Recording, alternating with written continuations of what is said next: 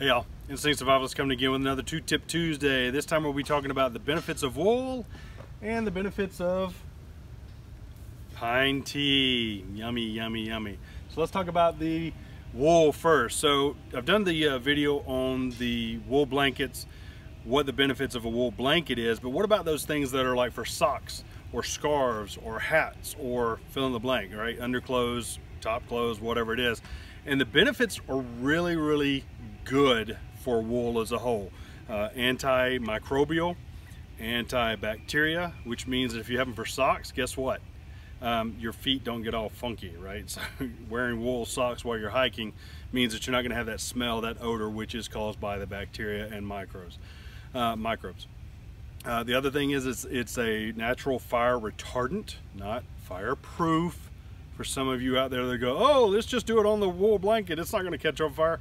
It will eventually, okay? It's fire resistant, not fireproof. It's also dust mite resistant. So some of you might not have ever heard that or ever known that. Look it up, it's a fact. So there's that information. So we go beyond the wool blanket, the covering up, the being able to put it on the ground, being able to use things like a blanket or in this case a serape, but then we start looking at actual clothing for it, right? Not just the benefits of warm when wet, but also the benefits of all the other factors such as, again, the antimicrobial, antibacterial, dust mite resistant, fire resistant, blah, blah, blah, blah, blah. So check that out. Make sure that you're able to go in and understand what you're looking for, because the more wool, the 100%, going to be a lot better for you. And again, light and fluffy. We talked about that on the wool blanket one, right? So let's talk about pine tea, pine needle tea specifically. I usually take and brew it probably in around the neighborhood of between 5 to 7 minutes. Let it steep for 5 to 7 minutes, I should say. And I always cut mine up, right? I don't usually just take and drop needles in. First time I did that, got a really bad flavor, didn't quite give me what I was looking for. Chop them up, take a knife, just go to town on it, and then drop them in there and let it steep like a tea bag, right? That's kind of the basis of it.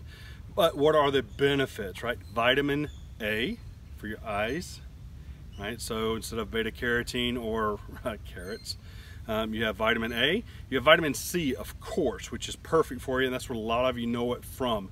The other is it helps you with your skin, it helps you with your cough, it helps as an expectorant, it helps with, the list goes on. So adding 1 cup of this maybe once a day while you're in the woods is going to give you a lot more rejuvenative benefits, especially when you look at some things like being able to clear out the congestion that you may have from campfire smoke.